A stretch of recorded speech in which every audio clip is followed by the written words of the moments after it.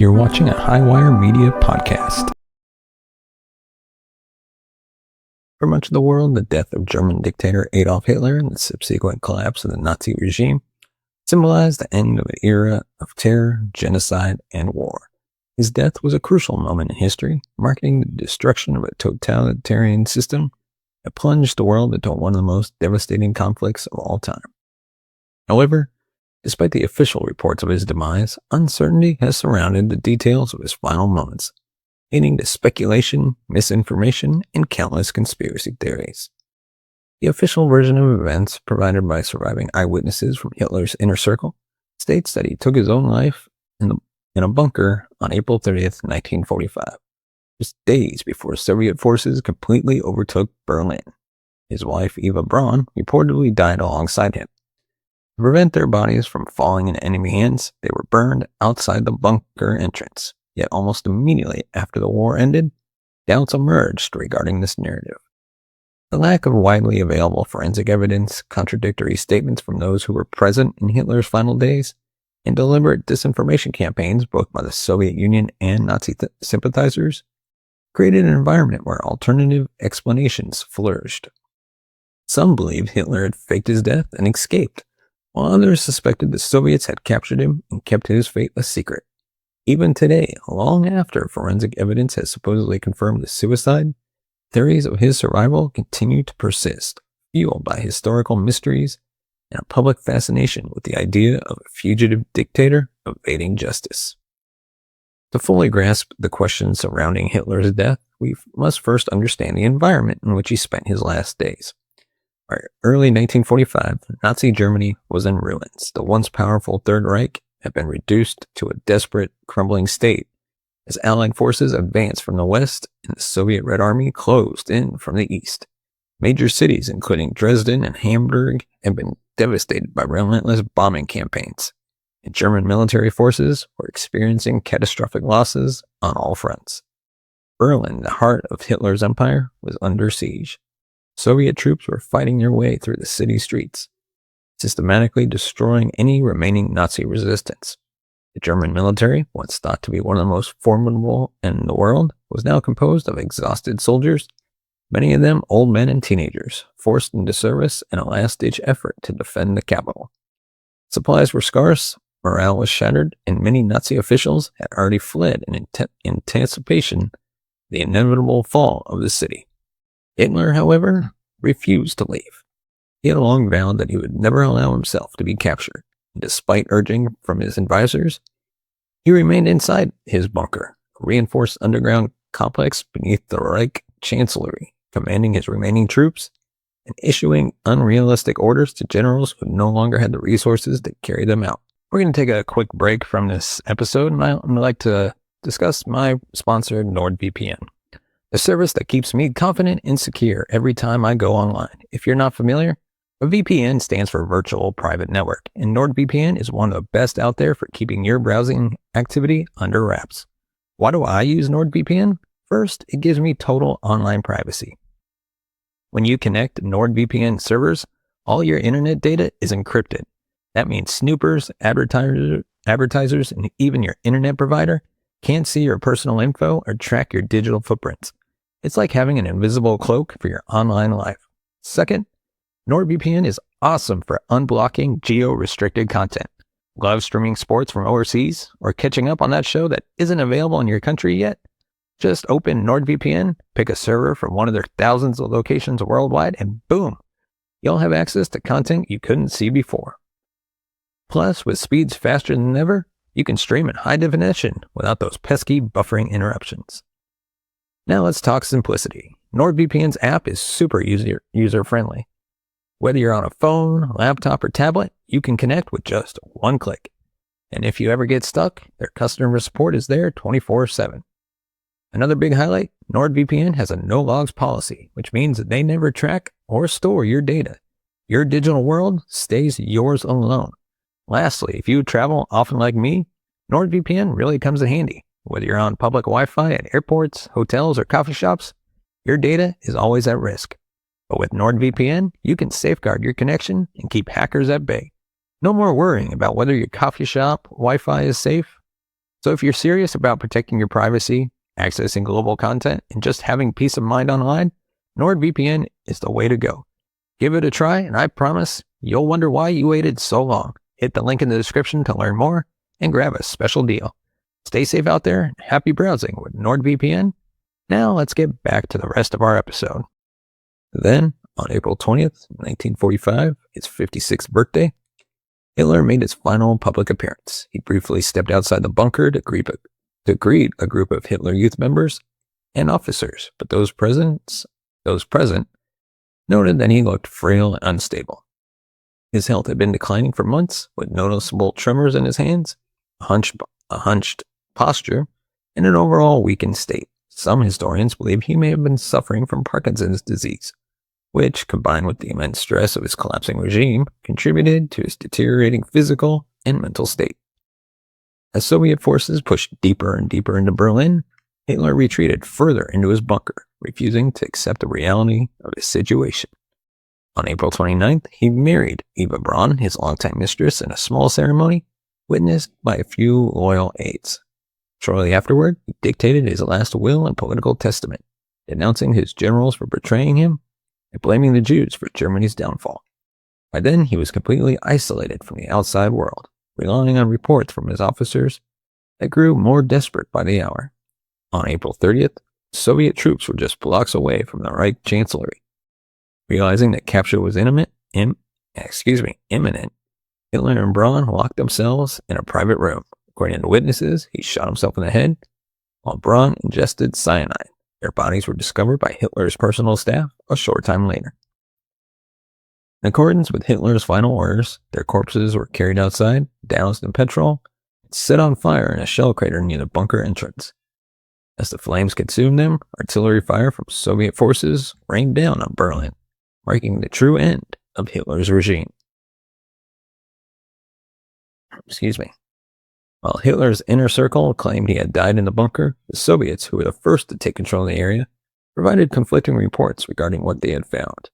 Instead of immediately confirming Hitler's death, Soviet officials hesitated to announce any definitive conclusions, leading to speculation that his body had never been recovered. Initially, Soviet leader Joseph Stalin suggested to American and British officials that Hitler had likely escaped, possibly fleeing to Spain or South America. This statement was particularly strange given that the Soviets had reportedly recovered remains believed to be Hitler's. However, Stalin seemed to encourage ambiguity, possibly for political reasons. By keeping Hitler's fate uncertain, the Soviet Union could use the possibility of his survival as a means to exert psychological pressure on the West and maintain an element of intrigue around the former Nazi leader. Soviet Field Marshal Georgy Zhukov later stated that his troops had not definitively identified Hitler's body, adding that it was possible he had escaped. This statement, combined with rumors that Hitler had used a body double to fake his death, fueled speculation in the Western world. British tabloids soon picked up the story, reporting that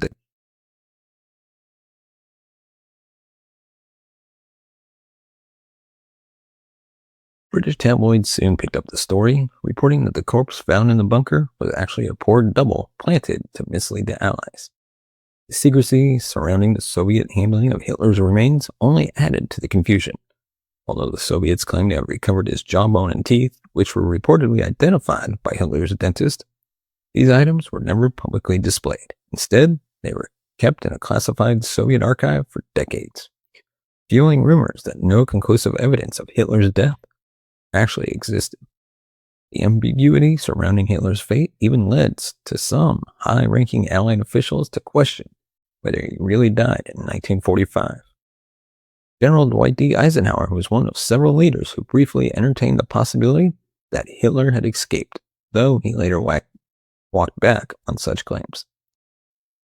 The most widely discussed alternative theory suggests that Hitler fled to South America, particularly Argentina. This theory is not entirely baseless, as many high-ranking Nazi officials did successfully escape to Argentina after the war. The country, led by President Juan Perón, maintained strong ties with Nazi Germany and provided refuge to numerous war criminals, including Adolf Eichmann. Documents from the FBI indicate that U.S. intelligence investigated reports that Hitler had been smuggled into Argentina via a German submarine. One declassified document from July 1945 claimed that an informant had seen Hitler in Argentina with a disfigured face, possibly the result of plastic surgery. Another FBI report from 1945 detailed claims that a witness who allegedly saw Hitler disembark from a submarine 2 weeks after the fall of Berlin. Supporters of this theory point to Argentina's history of harboring Nazis, as well as evidence that German U-boats were active in South American waters after the war. Additionally, some Nazi-affiliated groups had reportedly purchased remote properties in Argentina, possibly serving as hideouts for fugitives. Even more extreme theories suggest that Hitler may have fled to Antarctica based on Nazi expeditions to the region in the 1930s. Some claim that the Nazis built a secret base there, though no credible evidence supports this idea. More outlandish theories suggest that Hitler was part of a secret space program and escaped to the moon, though this claim is widely dismissed as fantasy. The theory that Adolf Hitler escaped to Argentina is one of the most persistent and heavily investigated alternatives to the official account of his death. While it might sound outlandish at first, the idea gains credibility when placed within the broader historical context of post-World War II Nazi escapes. Like we mentioned, Argentina's president welcomed numerous Nazi fugitives and collaborators after the war, establishing itself as a key sanctuary for members of the defeated regime. The president admired aspects of fascist ideology and maintained informal ties with Nazi Germany during the war. With Argentina's economy booming and its geography providing natural isolation, it became an ideal safe haven for those fleeing Allied justice. After the fall of the Third Reich, escape routes were organized, helping former SS officers, scientists, and high-ranking Nazi officials flee Europe.